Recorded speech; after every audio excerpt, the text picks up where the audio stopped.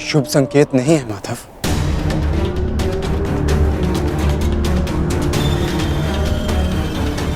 हाँ पार्थ, कदाचित आज का दिन, ये युद्ध कठिनाइयों से भरा होने वाला है। आज की परिस्थितियों के लिए सज्ज रहना पार्थ।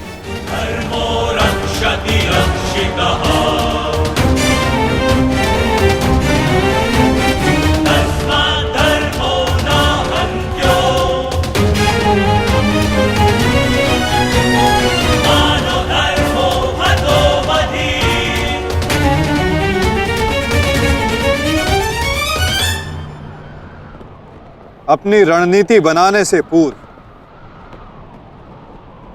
हमारे लिए शत्रु का मन जान लेना, उसकी रणनीति जानना हमारे लिए आवश्यक है।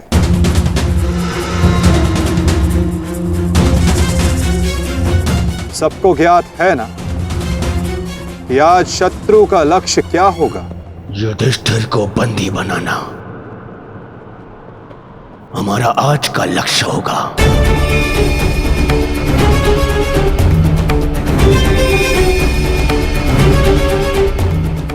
युधिष्ठिर को बंदी बनाकर मुझे इस युद्ध को यही समाप्त करना है। मेरे आज भाई वीर गति को प्राप्त हुए हैं। अब तक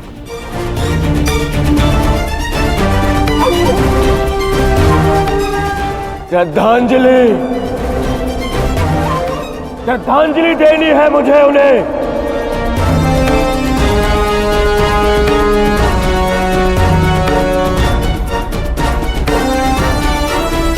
बहुत पीड़ा भरी मृत्यु दी है उस भीम ने मेरे भाइयों को। इन पांडवों को इतनी पीड़ा दूंगा कि अपनी मृत्यु की भिक्षा मांगेंगे ये मुझसे।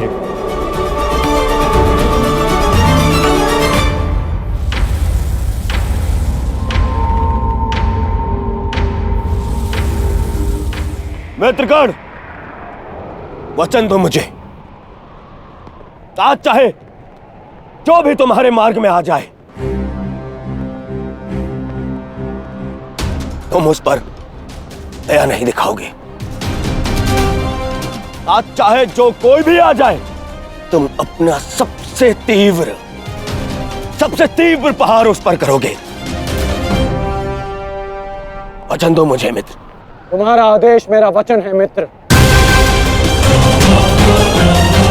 आज शत्रु कर्ण का एक भिन्न रूप देखेंगे।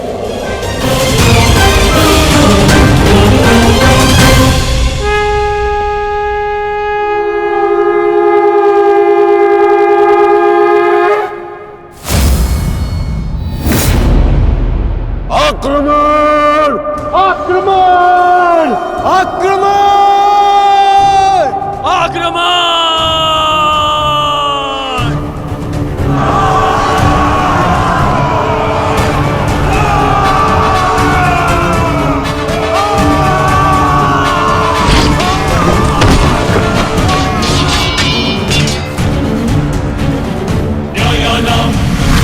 अस्त्र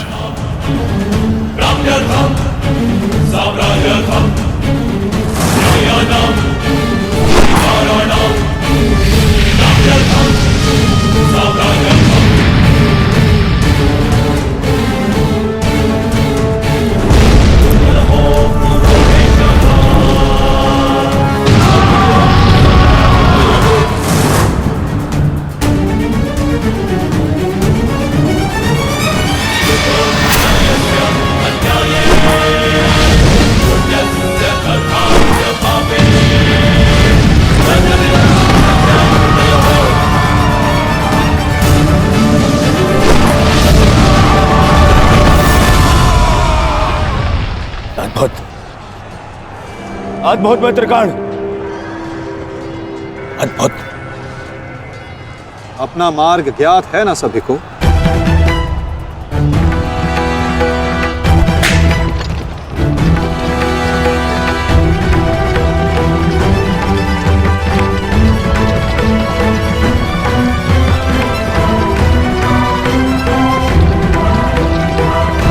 ये क्या कह रहे हो संजय? युधिष्ठिर सेना के पिछले भाग की ओर बढ़ रहा है।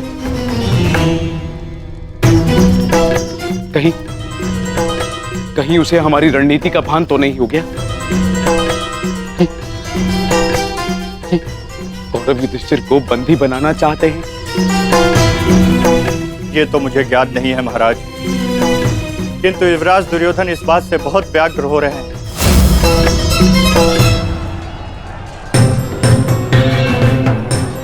अवश्य इन पांडवों को हमारी रणनीति का ज्ञात है,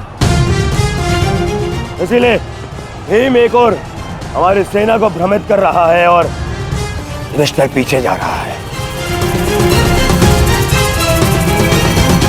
मित्रगण, तुम जाओ, युधिष्ठिर के पीछे तुम जाओ और जाके उसे बंदी बनाओ। युधिष्ठिर को बंदी बनाना हमारे लिए बहुत आवश्यक है। जाओ मित्र। परंतु मित्र, मैंने महाराज को वचन दिया कि आज किसी भी कौरव के प्राण नहीं जाएंगे। मुझे उस वचन को भी निभाना है मित्र। उसके लिए हम सब हैं यहाँ। युधिष्ठिर तुम्हारे सामने एक दुर्बल योद्धा है, तुम उसे आसानी से बंदी बना सकते हो मित्र। उसे बंदी बनाते ही ये युद्ध यहीं समाप्त हो जाएगा और मेरे भाइयों की रक्षा भी। मुझे ये युद्ध यहीं समाप्त चाहिए। कर्ण, जाओ आगे। ठीक है मित्र, परंतु मेरी योजना स्मरण रखना।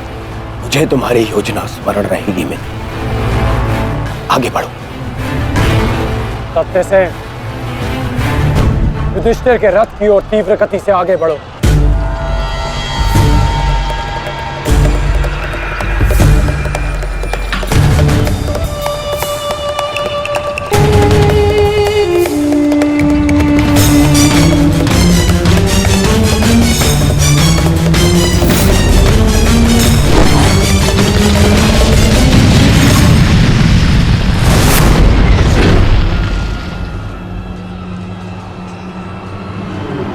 योद्धा शत्रु की ओर आगे बढ़ता है, उससे पीछे नहीं भागता।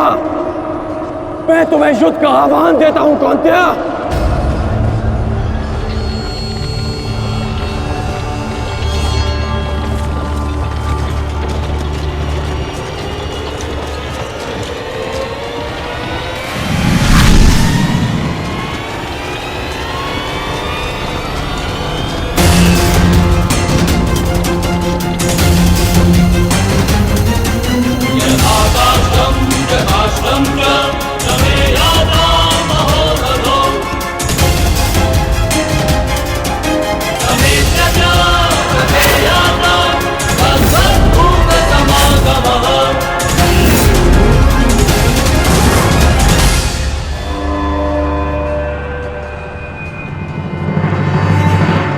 कौन्तेय तुम्हारा आवाहन स्वीकार करता है।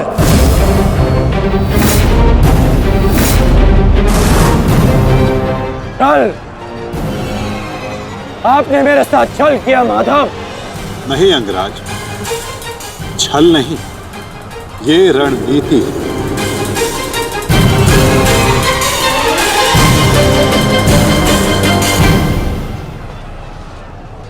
ये युधिष्ठिर का रथ है और इस पर युधिष्ठिर को विराजमान होना चाहिए था। वो तुम्हारी भूल है अंगराज, क्योंकि तुमने रथ को नहीं, रथी को युद्ध के लिए ललकारा है। और तुमने युधिष्ठिर को नहीं, कौन्तेय को ललकारा है, युद्ध का आवाहन दिया और उसने तुम्हारे इस युद्ध के आवाहन को स्वीकार किया है। तुम सदैव मुझसे द्वंद्व करने का अवसर ढूंढते रहे हो कर्ण। समय आ गया है, अब दिखाओ कि तुम कितने समर्थवान और कुशल योद्धा हो। अपना आवाहन पूर्ण करो मुझसे और वहां भ्राता भीम अपनी प्रतिज्ञा पूर्ण करेंगे।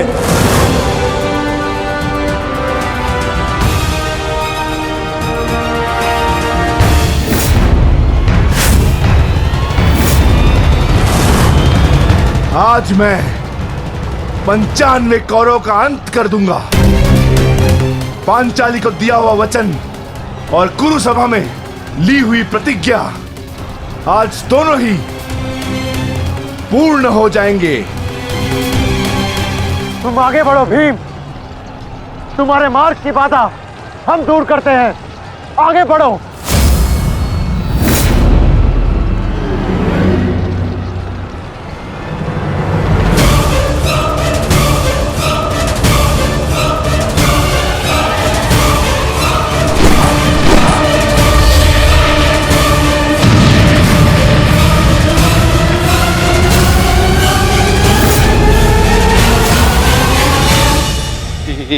ये क्या कह रहे हो संजय?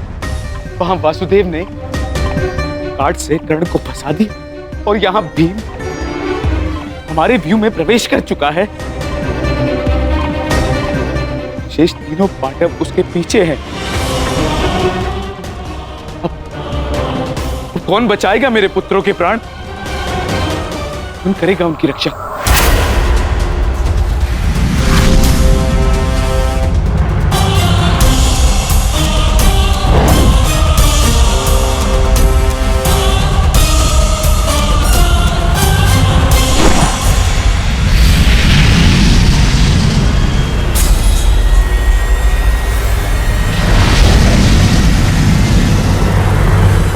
कर्ण का संकेत है।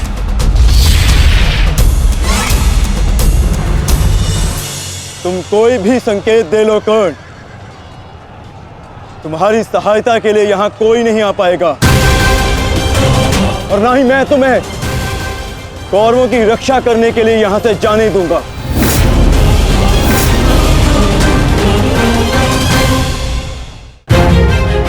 तुम कोई भी संकेत दे लो कर्ण, तुम्हारी सहायता के लिए यहां कोई नहीं आ पाएगा। कौन कहता है कि मैं रक्षा के लिए संकेत दे रहा हूं?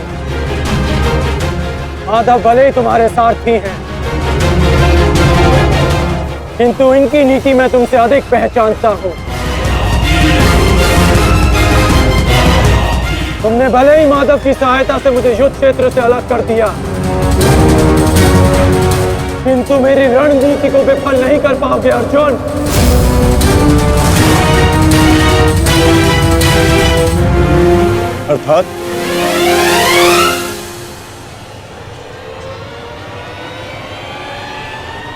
अर्थात मैं तुम्हारी रणनीति में नहीं, तुम मेरी रणनीति में फंसे हो अर्जुन। तुमने मुझे कौरवों से अलग नहीं किया, बल्कि मैंने तुम्हें पांडवों की सहायता से विमुख कर डाला।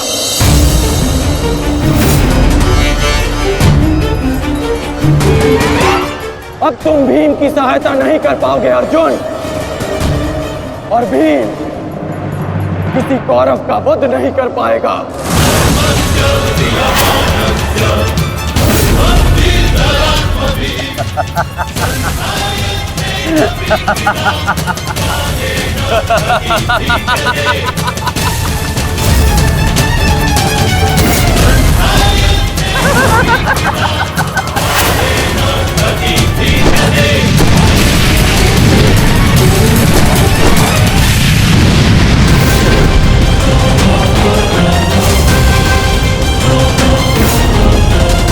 हमारा काल बनकर आए थे मूर्ख भीम, परंतु आज तुम स्वयं अपने काल के जाल में फंस गए। प्रिय भ्राता भीम, अकेले ही 100 कौरवों का वध करने की शपथ ली है ना तुमने? तो अब देखते हैं इस शपथ को पूर्ण करने का सामर्थ्य तुम्हें है भी या नहीं। प्रतिज्ञा पूर्ण करना चाहते थे ना गदाधारी? इस प्रतिज्ञा को पूर्ण करने के लिए तुम्हें अब अगला जन्म लेना होगा, क्योंकि इस जन्म में तुम्हें मरना होगा गदाधारी।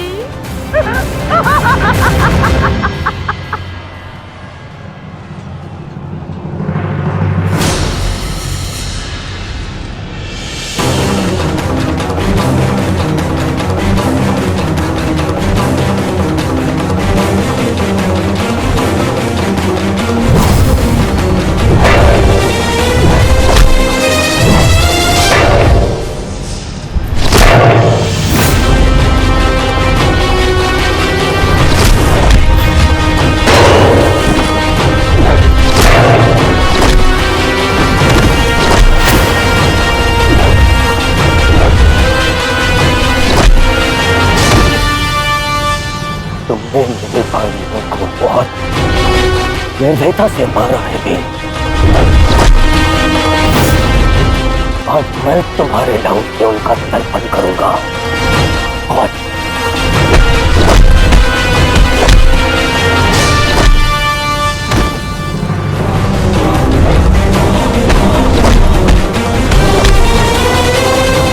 मैं तुम्हारे लहू से उनका तर्पण करूंगा। और भीम, आज मैं अपने भ्राताओं की मृत्यु का प्रतिशोध लेकर रहूंगा। सावधान!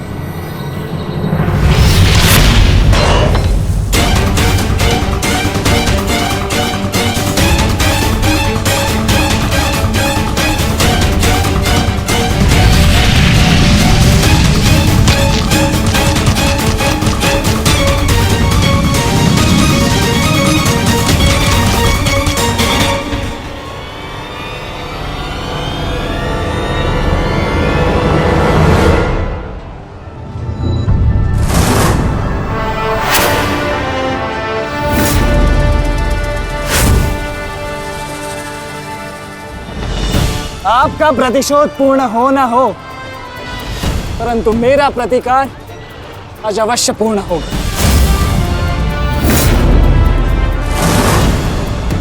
अभिमन्यु, दो योद्धाओं के बीच में आना युद्ध नियमों के विरुद्ध। 6 महारथियों ने अकेले ताचरी भीम को घेरा है। नियम तो आपने भंग किया है, तो अब यह अधिकार मुझे भी है।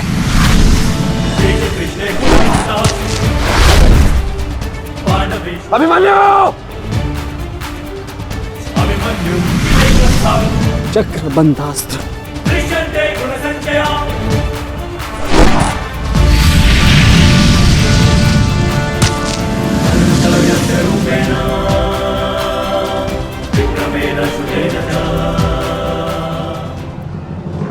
अभिमन्यु,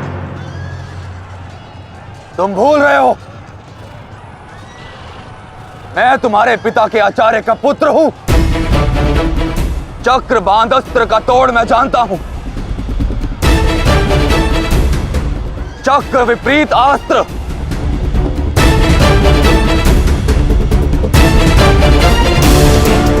भूल तो आप रहे हैं महारथी। विपरीत अस्त्र तभी कार्य करता है जब युद्ध नीति गत हो। एक योद्धा पर आप सभी ने आक्रमण कर युद्ध नीति भंग की। अब अपनी इस अनीति का दमन देखिए। बालक!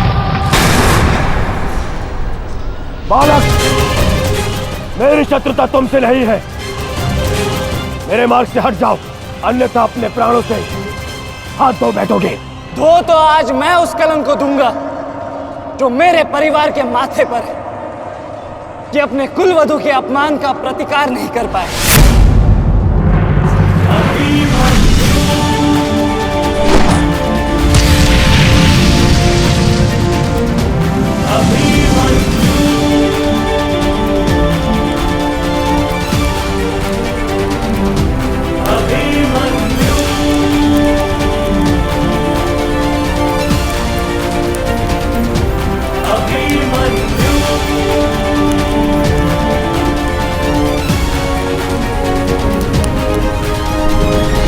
मेरी शत्रुता तुमसे नहीं है।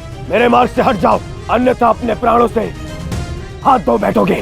धो तो आज मैं उस कलंक को दूंगा जो मेरे परिवार के माथे पर है, कि अपने कुलवधू के अपमान का प्रतिकार नहीं कर पाए।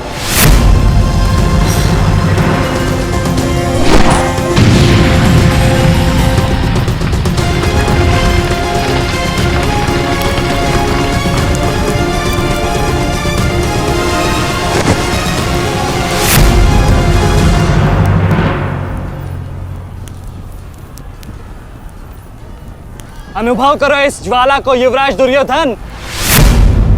ये वही ज्वाला है जो इतनी वर्षों से मेरी माता के हृदय में धधक रही है।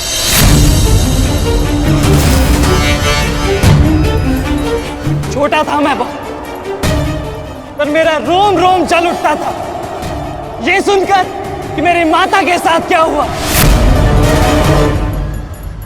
सोचो मेरे माता पिता और मेरे काकाओं पर क्या बीती होगी जब उन्होंने वह दृश्य देखा।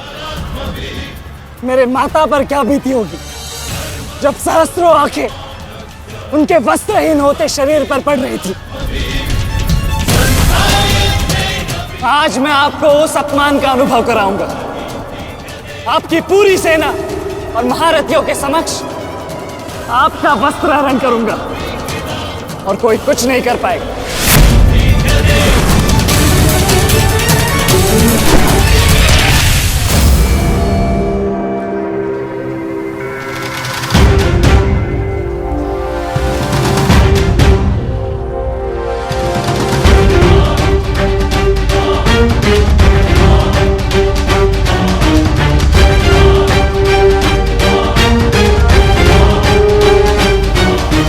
अनुभव करो उस अपमान का, अनुभव करो उस वस्त्र हरण से हुए अपमान का जो आप सभी ने किया। नदी जब सीमा तोड़ती है तो बाढ़ आती है।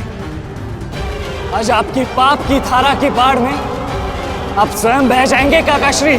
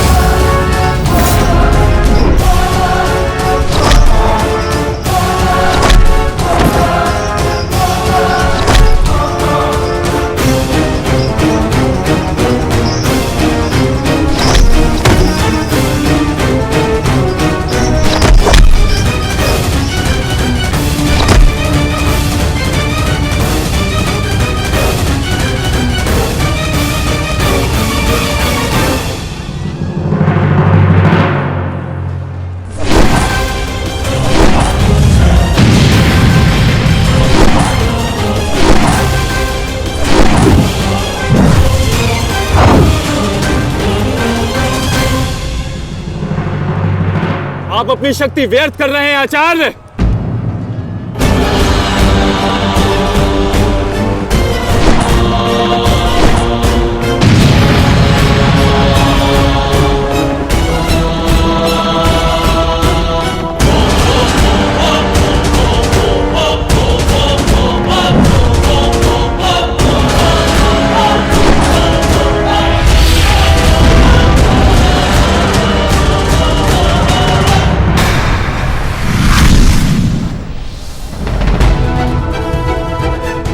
दुर्योधन को मेरी सहायता की आवश्यकता है। चलो सत्यसेन।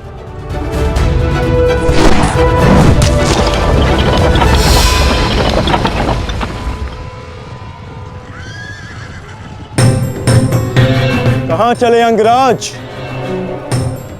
मैं जानता हूं कि तुम्हारे मित्र पे आए संकट का संदेश तुम्हें मिल चुका है, परंतु मैं तुम्हें जाने नहीं दे सकता। तुम कदाचित मुझे रोक सकते थे अर्जुन, परंतु तुमने एक भूल कर दी। तुम अपने रथ पर नहीं हो अर्जुन। हाँ, वासुदेव तुम्हारे सारथी हैं, परंतु महाबली हनुमान का आशीर्वाद तुम्हारे रथ पर नहीं।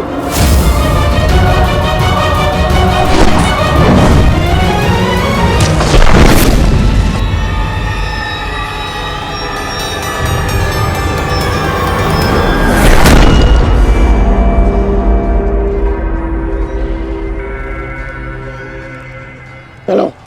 मैं अभी भी पराजित नहीं हुआ हूं कर्ण। तुम इस प्रकार द्रोण छोड़कर नहीं जा सकते।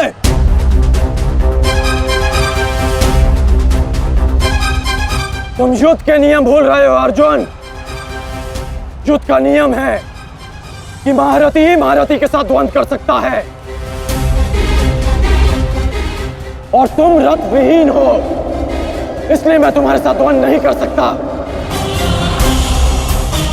पहले अपने रथ का पहिया सुधारो, फिर आकर मुझे युद्ध का आह्वान देना, क्योंकि परशुराम शिष्य कर्ण नियम तोड़कर युद्ध नहीं करेगा।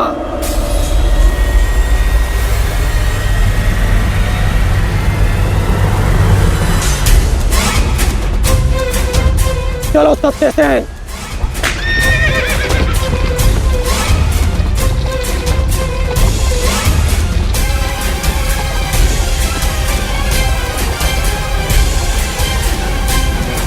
अब समझे पार्थ कि मैं कर्ण की प्रशंसा क्यों करता हूं।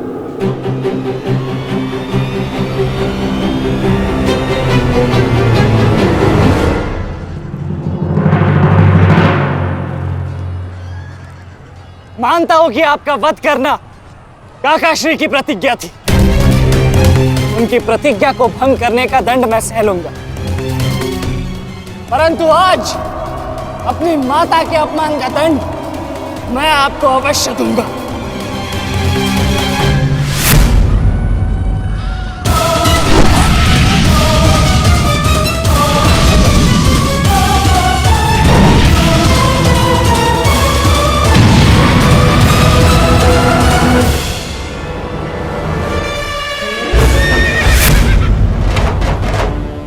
किसी की प्रतिज्ञा टूटे, पर मेरी प्रतिज्ञा नहीं टूटेगी अभिमन्यु। और मेरी प्रतिज्ञा है कि जब तक मैं जीवित रहूंगा मेरे मित्र के प्राण नहीं जाएंगे।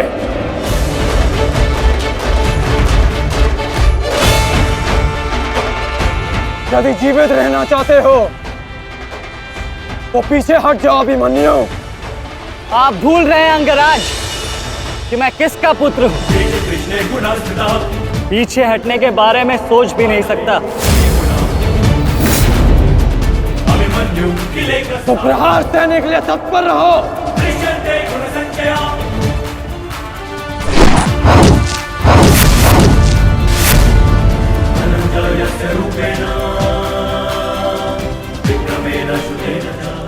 ये मेरे लिए पर्याप्त नहीं अंगराज।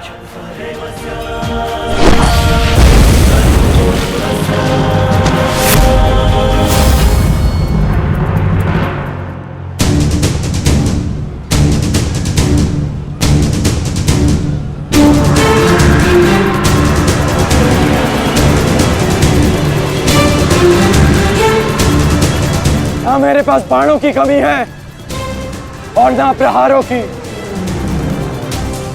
ये अंतिम अवसर है अभिमन्यु, लौट जाओ।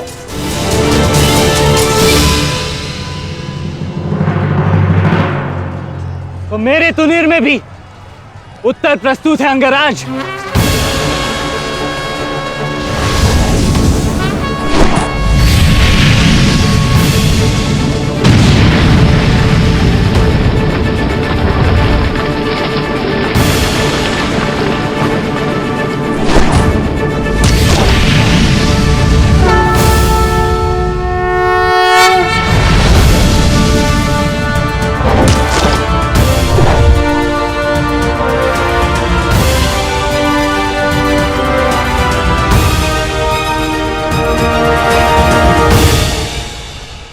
मैं तुम्हारा सामर्थ्य स्वीकारता हूं। तुम एक कुशल योद्धा हो अभिमन्यु,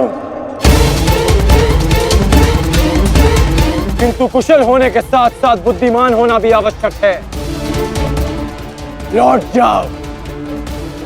यदि कल युद्ध करना चाहते हो तो आज जीवित रहना सीखना होगा। लौट जाओ अभिमन्यु।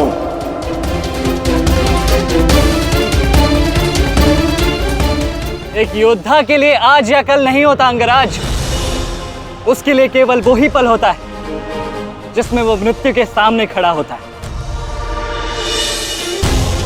एक वीर योद्धा से सुना था मैं, हे मृत्यु, तैयार यदि तू आने को, प्रसन्न मुखा। द्वार खुला है, तेरा स्वागत, प्रसन्न मुखा।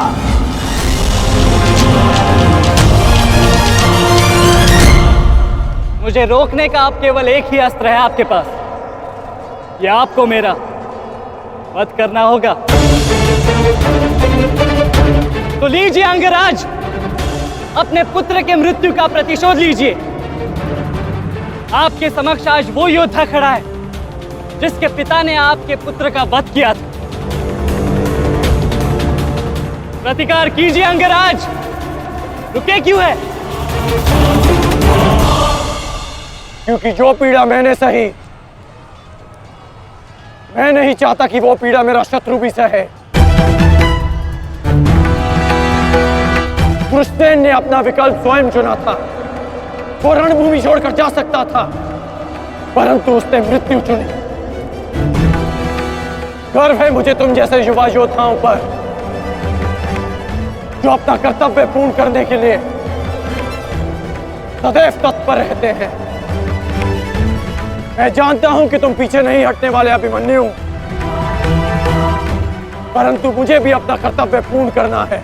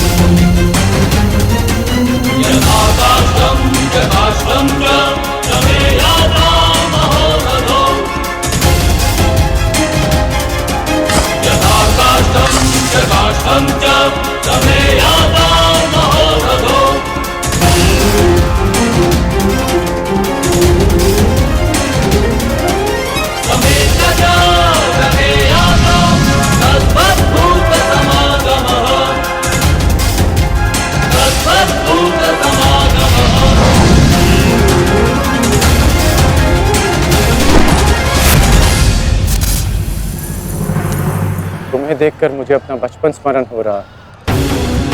अभी तुम्हारा जीवन आरंभ हुआ है, इसे इस प्रकार व्यर्थ मत करो। मैं आशा करता हूं कि अगली बार जब हम दोनों मिले तो दो शत्रुओं के भांति नहीं, तो वीरों के भांति एक दूसरे के गले में। अभी तुम्हारा जीवन शेष है, जाओ बस।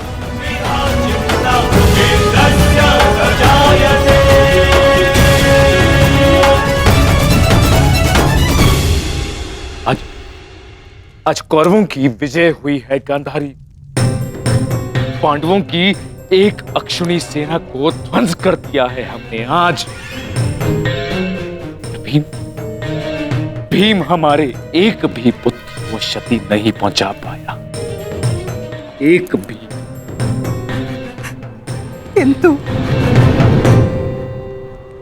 किंतु दुर्योधन का क्या महाराज?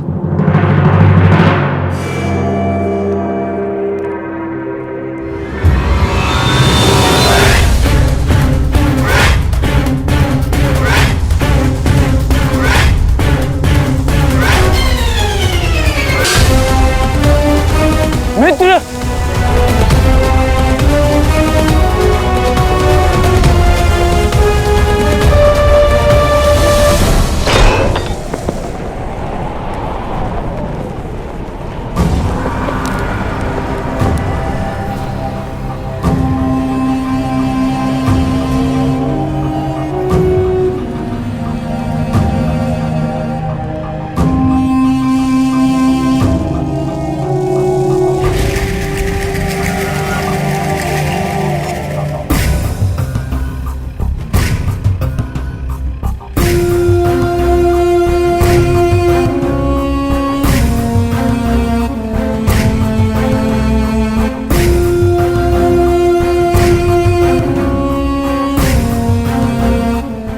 आज मैं आपको उस अपमान का अनुभव कराऊंगा। आपकी पूरी सेना और महारथियों के समक्ष आपका वस्त्रहरण करूंगा। परंतु आज अपनी माता के अपमान का दंड मैं आपको अवश्य दूंगा।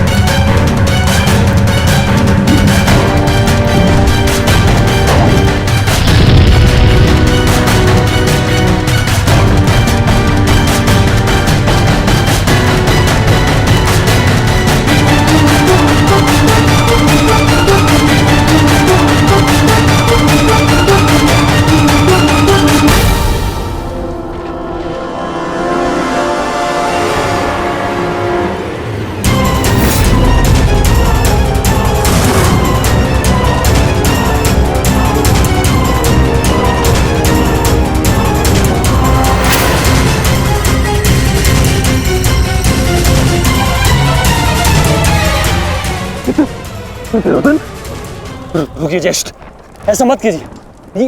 ये क्या कर रहे हैं आप? दुर्योधन, दुर्योधन, ये सब कुछ क्या है? आज के इस युद्ध में हमें विजय मिली है, फिर ये सब कुछ क्यों कर रहे हो तुम?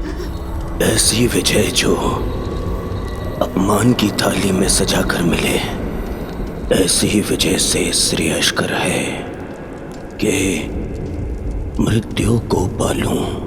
नहीं। मेरे जीवन में कभी मेरा इतना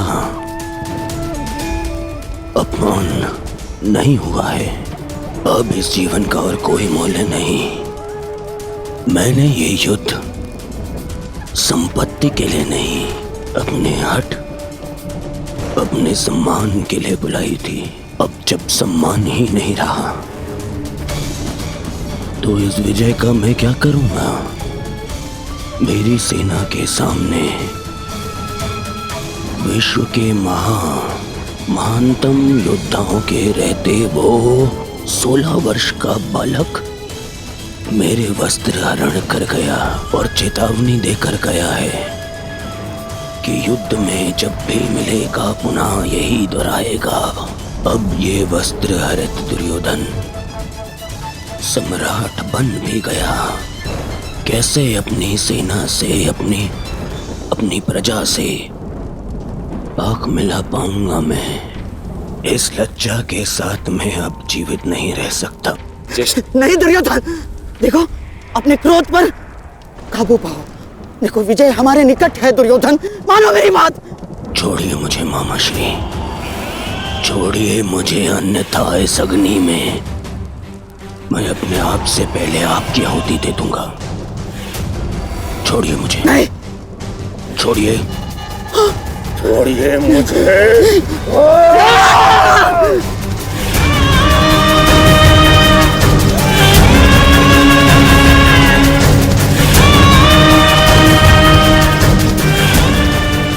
नहीं, नहीं दुर्योधन,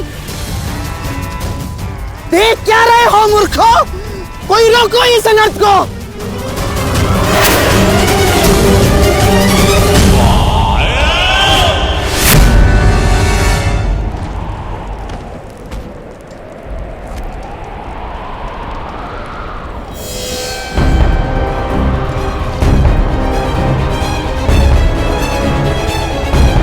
तुम्हारे गुरुदेव ये सब तुम्हारे सम्मान, तुम्हारे अधिकार के लिए लड़ रहे हैं और तुम अपने कर्तव्य से मुंह मोड़ना चाहते हो।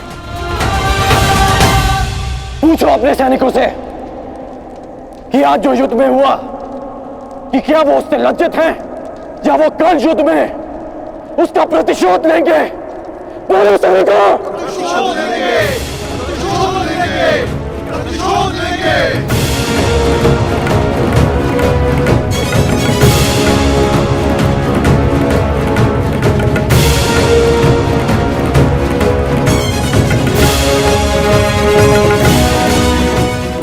सैनिकों का सम्मान मेरे मन में लगी अग्नि को बुझा नहीं सकता मित्र। मैं तुम्हारे लिए सदैव प्रस्तुत हूं मित्र। आदेश दो मुझे, आदेश दो कि क्या चाहिए तुम्हें। तुम्हारी पीड़ा को शांत करने की औषधि क्या है मित्र, बताओ मुझे। मुझे अपने इस अपमान का प्रतिशोध चाहिए। जिसने मेरा मान हरण किया उसके प्राण हरण करने हैं मुझे। मुझे अभिमन्यु चाहिए।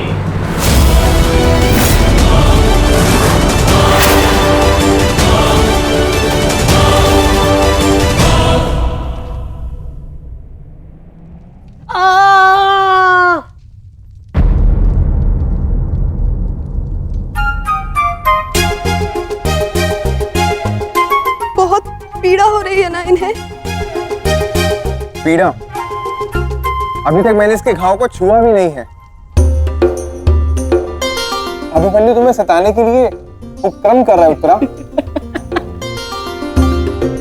बहुत बुरे हैं आप। और तुम बहुत डरपोक। एक योद्धा की पत्नी के मन में इतना भय शोभा नहीं देता उत्तरा। ये घाव हमारे लिए आभूषण होते हैं।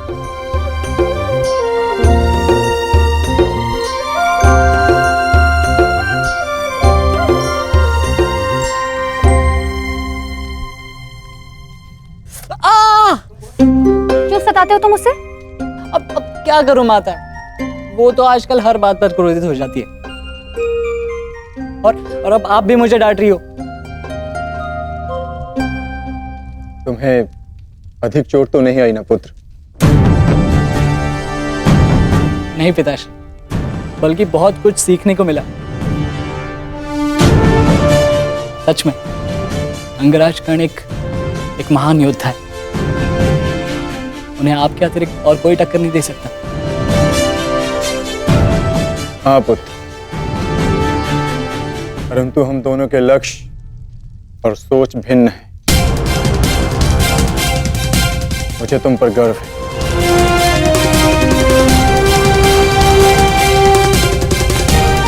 गर्व तो होना ही चाहिए।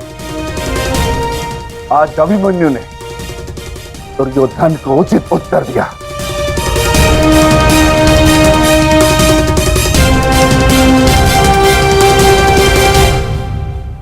सत्य अभिमन्यु, आज तुमने जो युद्ध भूमि में किया वो अद्भुत था, और मुझे विश्वास है कि कल का दिन इतिहास में तुम्हारा नाम सदैव के लिए अमर कर देगा अभिमन्यु।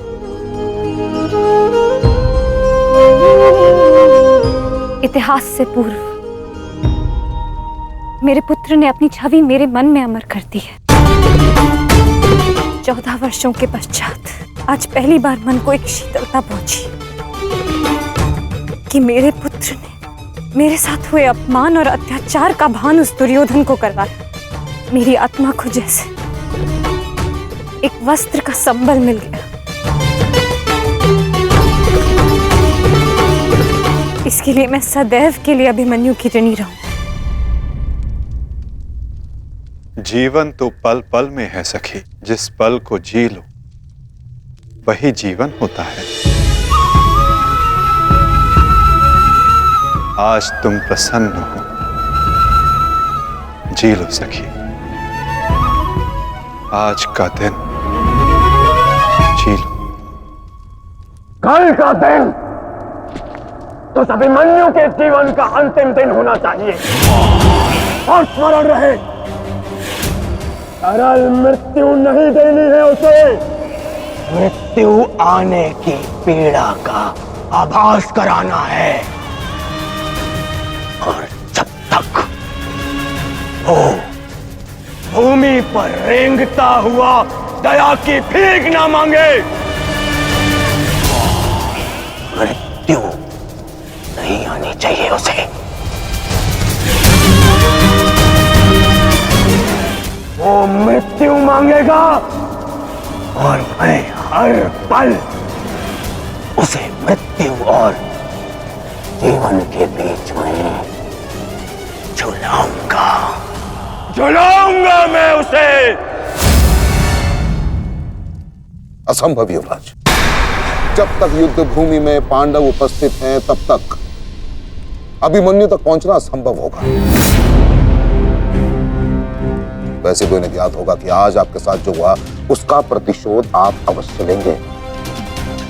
इसी कारण अभिमन्यु तक पहुंचना इतना सरल नहीं होगा।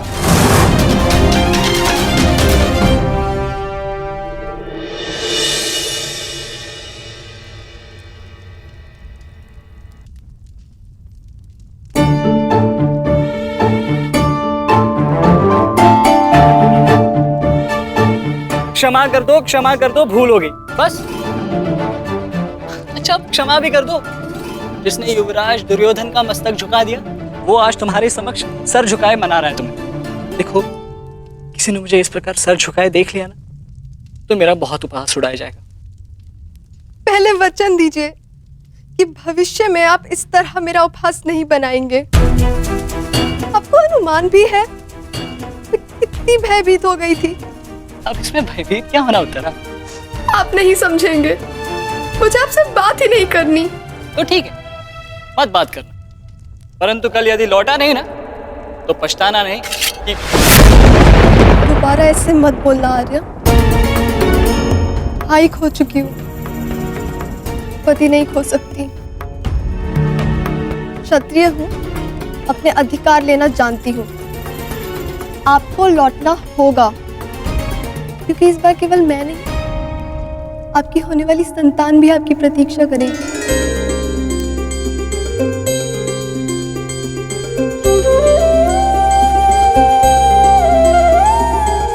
सत्य उत्तरा?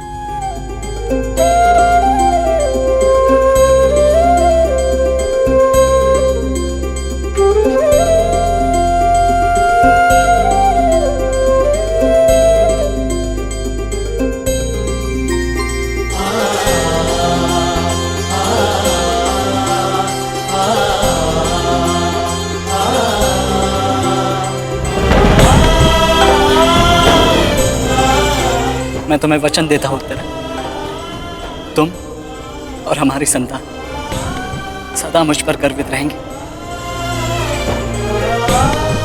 जानती हूँ आपकी संतान बहुत भाग्यशाली है, उसे अपने पिता की शौर्य गाथा सुनने को मिलेगी। गाथाएं विजय के साथ होती है उत्तरा, और विजय अभी शेष है। युद्ध शेष रहे या न रहे, उस अभिमन्यु के प्राण शेष नहीं रहने चाहिए। आचार्य, आप सेनापति तीरगत के वीर नरेश शर्मा, मध्य नरेश शैल्य, अश्वत्थामा अंगराज, इतने वीरों के होते हुए भी क्या एक बालक को बंदी बनाया नहीं जा सकता? तुम्हारे प्रतिशोध के लिए केवल कुशल योद्धाओं की नहीं बल्कि एक उत्तम योजना की आवश्यकता है मेरे होने वाले सम्राट। हमारी सफलता एक उत्तम योजना में छिपी है।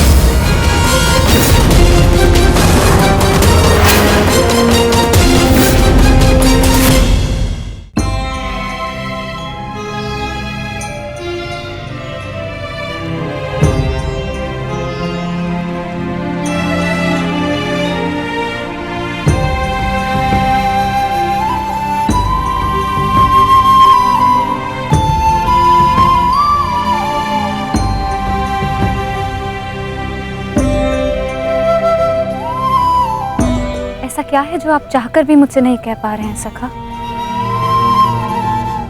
ये रात का अंधकार भी आपके मुख पर आए हुए भाव मुझसे नहीं छुपा सकता। रात्रि के बाद दिन आता है सखी, उसी प्रकार जीवन के पश्चात मृत्यु आती है। सुख के बाद दुख आता है और यही सृष्टि का नियम है। हमें अपने जीवन में सबके लिए तत्पर रहना चाहिए सखी।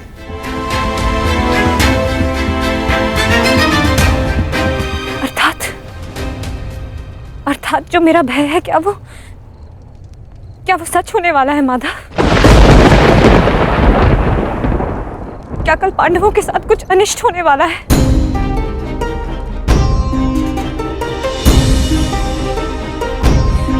आप तो सब जानते हैं ना सखा। बताइए मुझे।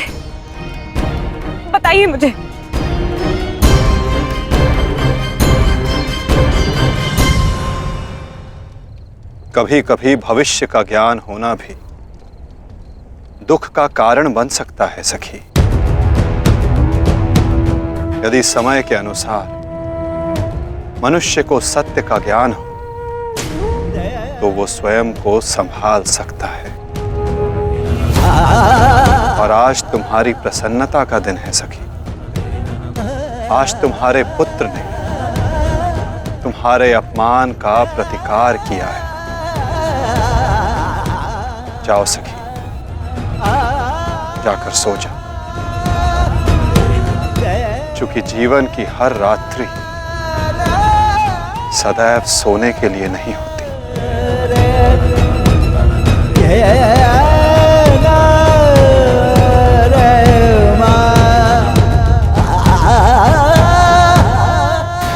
तब तक सो नहीं पाऊंगा जब तक मेरा प्रतिशोध पूर्ण ना हो जाए आचार्य।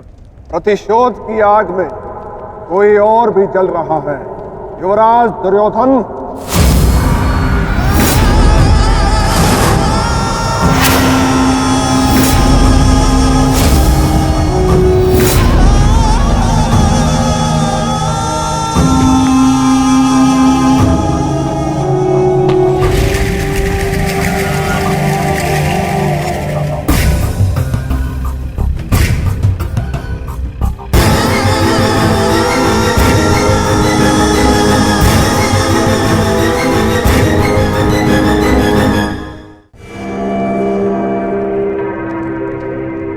माता श्री सिंधु नरेश जयद्रथ।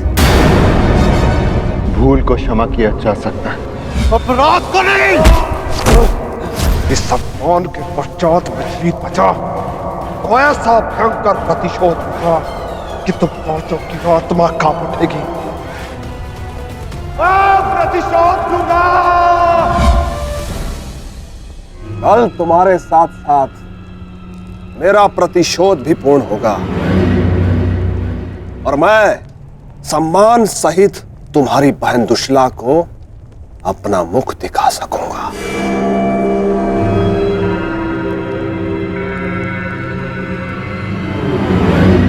इतने समय आप कहाँ थे सिंधु नरेश?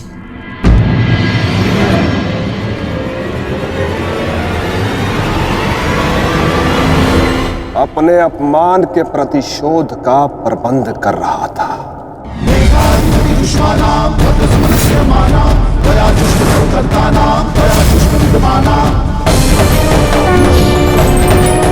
पुत्र जयद्रथ,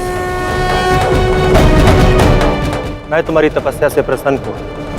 मांगो, क्या वर मांगते? महादेव, मुझे अपने प्रतिशोध का अवसर चाहिए।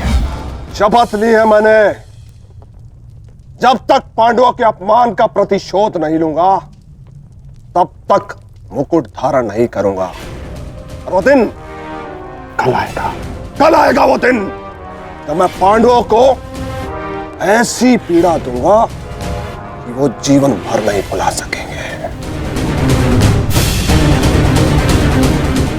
महादेव का आशीर्वाद है मेरे साथ और मैं तुम्हारे साथ युवराज। तुम्हारी योजना और मेरा प्रतिशोध दोनों कल सफल होंगे।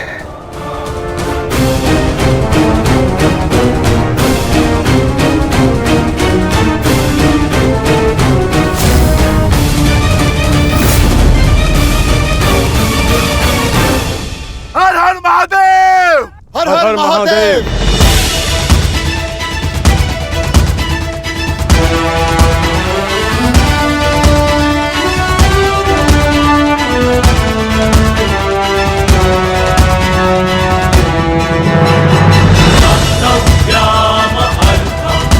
सर्वोत्तम बनो पुत्र, संसार के सभी योद्धाओं में तुम्हें सबसे अधिक कीर्ति प्राप्त हो।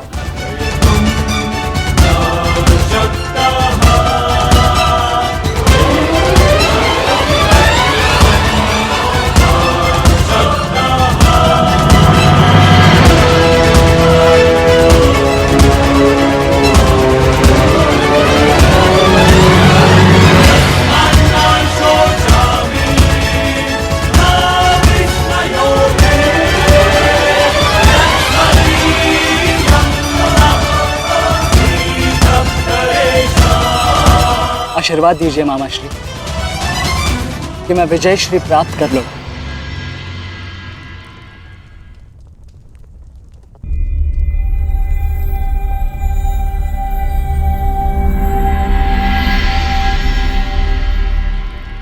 विजय तो कायरों को भी प्राप्त होती है पुत्र,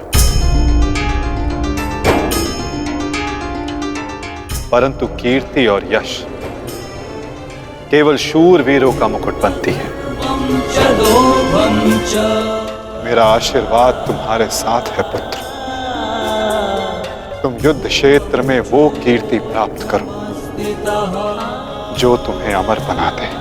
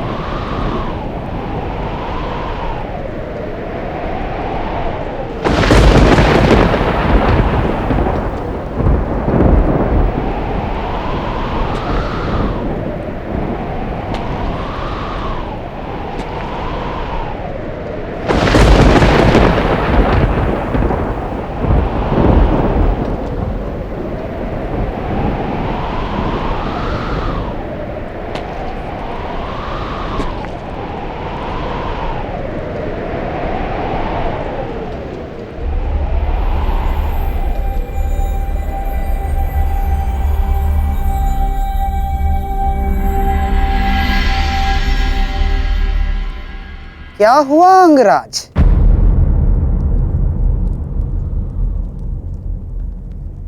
सूर्यदेव से आप ये प्रार्थना तो नहीं कर रहे हैं कि वो उदित ही ना हो?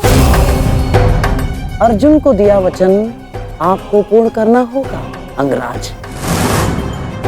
सूर्यास्त का बहाना बनाकर कहीं आज भी शत्रु को जीवित छोड़ देने का मन तो नहीं बना लिया आपने?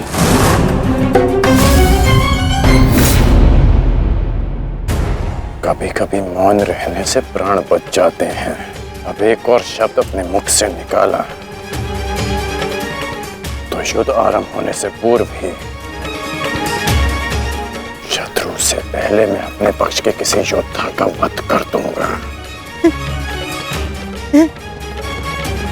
अंगराज, अंगराज आप क्रोधित क्यों हो रहे हैं? मेरे कहने का तात्पर्य केवल यह है कि आपके पुत्र वृषसेन की मृत्यु तो स्मरण है ना आपको? वृषसेन के हत्यारे अर्जुन का पुत्र ही आज आपका लक्ष्य होना चाहिए।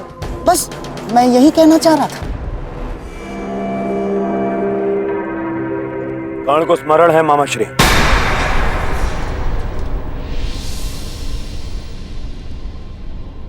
और मुझे भी।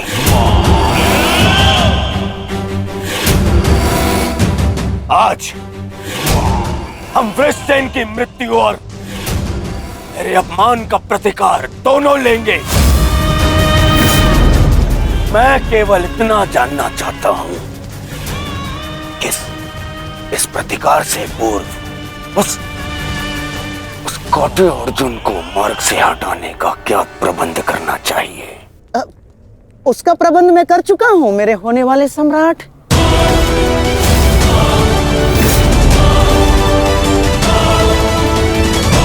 महाराज, त्रिगत नरेश सुशर्मा अवसर का लाभ उठाने के लिए एक विशाल सेना के साथ विराट पर आक्रमण करने जा रहे हैं।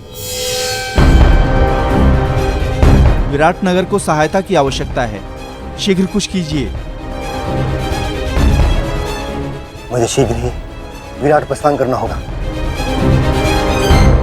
किंतु महाराज, इतने कम समय में आपका विराट पहुंचना असंभव है। केवल वासुदेव में ही वो क्षमता है जो वायु गति से रथ चलाकर अर्जुन के साथ वहां पहुंचे। हमें आपकी सेना की आवश्यकता है और अर्जुन अकेला ही उन सब के लिए पर्याप्त है। किंतु अर्जुन की अधिक आवश्यकता यह रणभूमि में है। परंतु महाराज, आप वहां बहुत से परिवार, स्त्री और बालक संकट में। एक समय था जब विराट राज ने हमें अज्ञातवास में शरण दी थी। आज वो समय आ गया है कि हम उसका ऋण चुका सकें।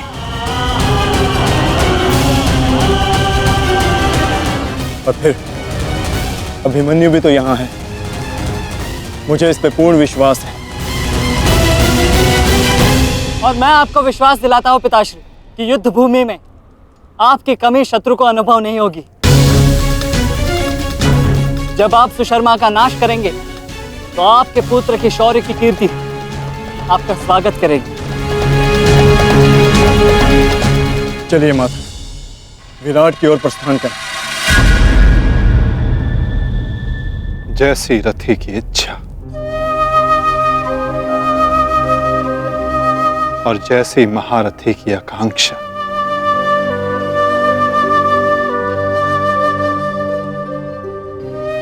आओ पार्थ।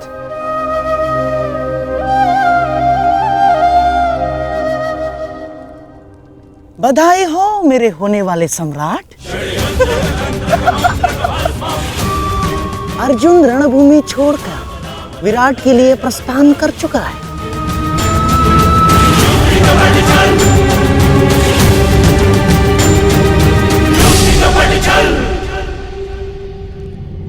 आचार्य द्रोण, समय आ चुका है। हमारी सेना को अपनी योजना अनुसार सज्ज कीजिए। जिस प्रकार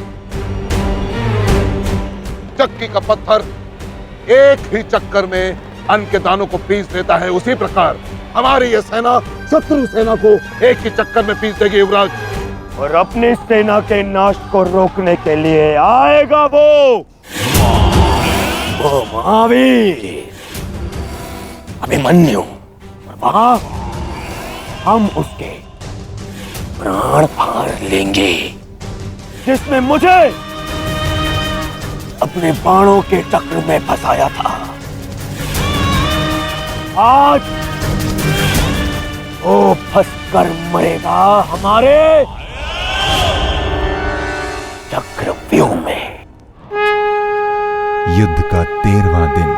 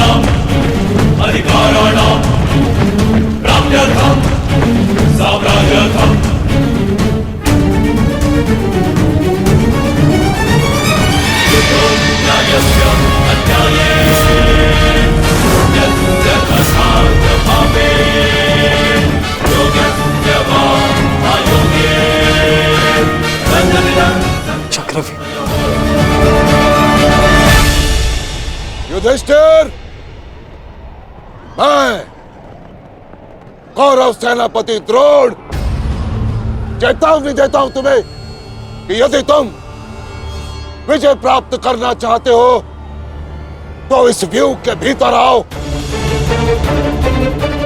और यदि तुम इस व्यू को तोड़ने में सक्षम रहे तो हम अपनी पराजय स्वीकार कर लेंगे, और यदि नहीं तो तुम अपनी हार स्वीकार कर लेना। सुना तुमने?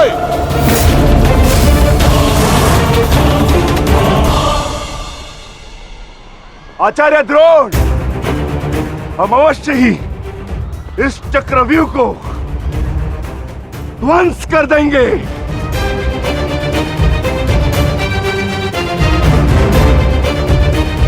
यह असंभव है। चक्रव्यूह युद्ध का सबसे कठिन और सबसे विनाशकारी व्यू है। इसका हल केवल अर्जुन के पास है।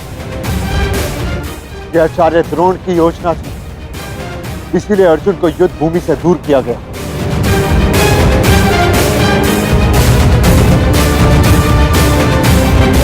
कोई तो मार्ग होगा। मार्ग है।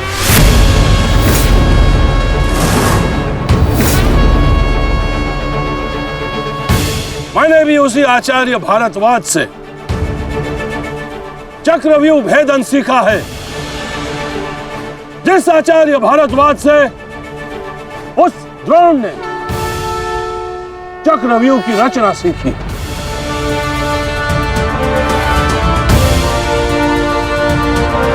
इस चक्रव्यूह का भेदन मैं करूंगा।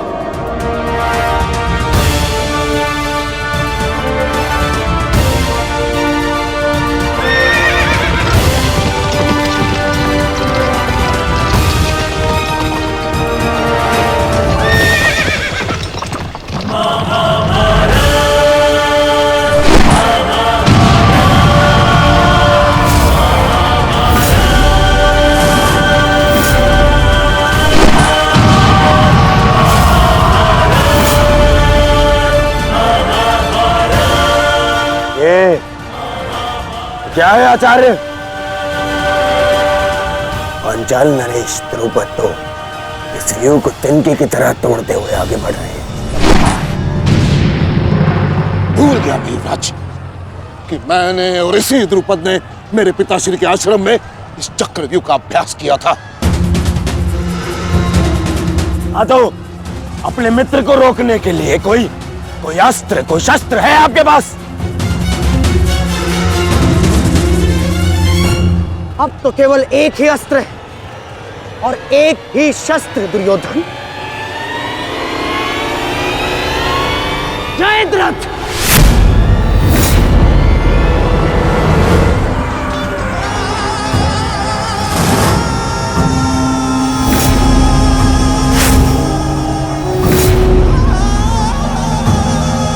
जयद्रथ,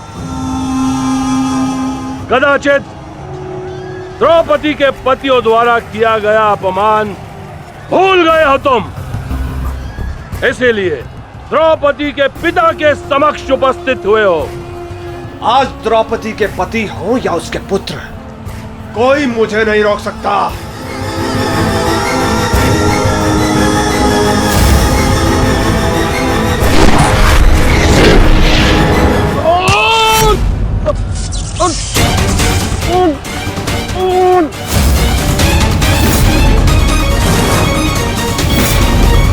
आगे बढ़ो पांडवों, अन्यथा अपनी सेना का विनाश देखो।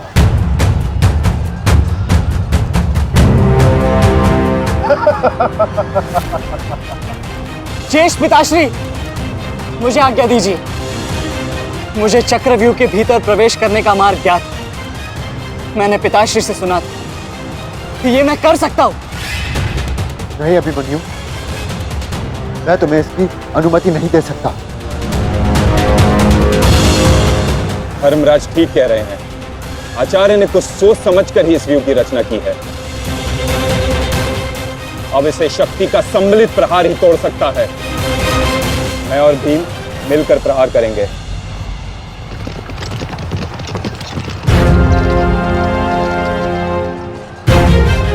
देखिए ने मामा श्री,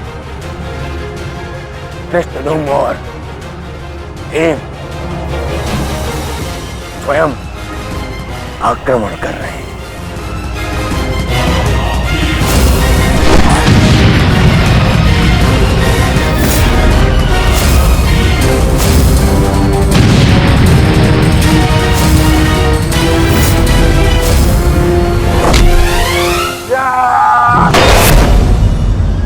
आज इनके हर एक प्रहार का उत्तर है जयद्रथ।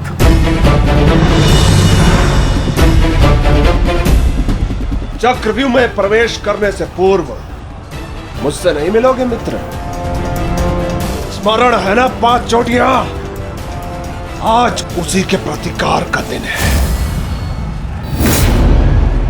प्रभु, मैं चाहता हूं कि युद्ध भूमि में किसी एक दिन सभी पांडवों पर विजय पा सकूं। सब पांडवों पर विजयी होने का आशीष नहीं दे सकता जयद्रथ, क्योंकि अर्जुन को मैंने पशुपतास्त्र दिया। मेरा ही वरदान मेरी ही शक्ति को छीन नहीं कर सकता। इसलिए केवल अर्जुन को छोड़ जिस दिन तुम चाहोगे शेष संसार के समस्त योद्धाओं के समक्ष तुम अपराजय रहो। आगे बढ़ो भीम, आज मेरी गदा का स्वाद भी चक्कर देखो।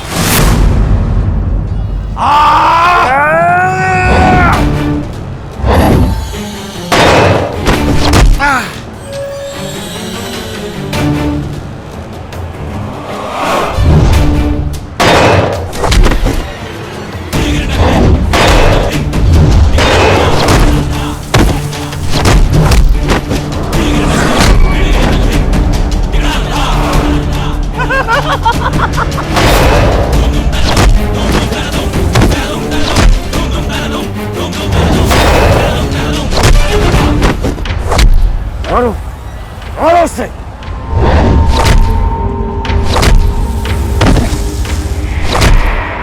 ताजश्री, आप ऐसा कैसे होने दे सकते हैं? ताजश्री भीम और मामा दृश्यद्युम्न में शक्ति है, परंतु चक्रव्यूह को शक्ति से नहीं युक्ति से तोड़ा जा सकता है। मुझे आज्ञा दीजिए। नहीं पुत्र, भविष्य के लिए वर्तमान को दांव पर लगाया जा सकता है, परंतु वर्तमान के भविष्य को खोया नहीं जा सकता।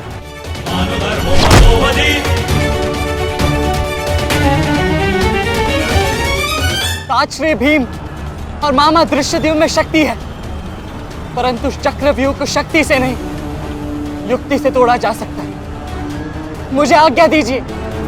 नहीं पुत्र, भविष्य के लिए वर्तमान को दांव पर लगाया जा सकता है, परंतु वर्तमान के भविष्य को खोया नहीं जा सकता। एक दांव लगाने के दोष के कारण मैं आज इस महायुद्ध में खड़ा हूं। मैं दूसरा दांव नहीं लगा सकता अभिमन्यु। परंतु आज यदि चक्रव्यूह को तोड़ा ना गया तो हम ना केवल हार जाएंगे, बल्कि मेरे पिताश्री का सर भी झुक जाएगा। आपने वो दांव लगाकर सर झुकाया था और मैं ये दांव खेलूंगा अपने पिताश्री का सर ऊंचा रखने के लिए। मैंने उन्हें वचन दिया था कि युद्ध भूमि में शत्रु को उनकी कमी अनुभव नहीं होगी, और मुझे शत्रुओं को वीर अर्जुन के रक्त का तेज दिखाना है। इसीलिए आज्ञा दीजिए ताजश्री, और फिर मैं अकेला कहाँ हूं? चक्रव्यूह में मेरे प्रवेश करते ही आप भी मेरे पीछे पीछे अंदर आ जाइए। मैं मार्ग बनाऊंगा और आप चक्रव्यूह को ध्वंस कीजिएगा। सोचिए मत, समय नहीं है ताजश्री। आशीर्वाद दीजिए।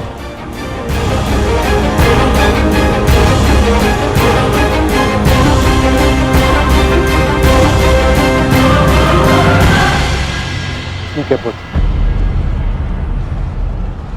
किंतु सतर्क रहना, हम तुम्हारे पीछे ही रहेंगे। आगे बढ़ो।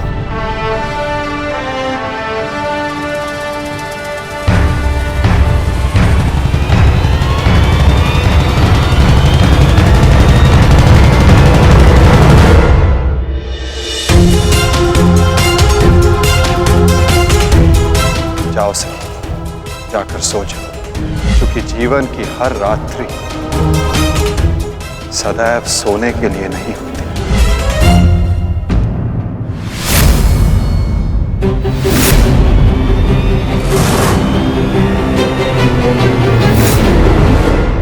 मेरी सुरक्षा के लिए माता यज्ञसेनी का आशीर्वाद है मेरे साथ, और जब तक ये मेरे साथ है मुझे कुछ नहीं हो सकता।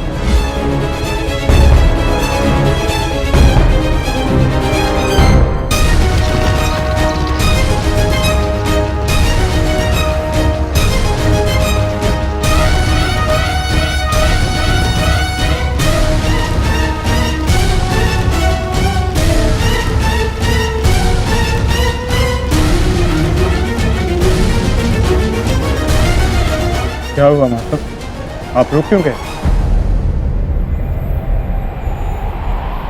चूंकि समय नहीं रुकता पार्थ,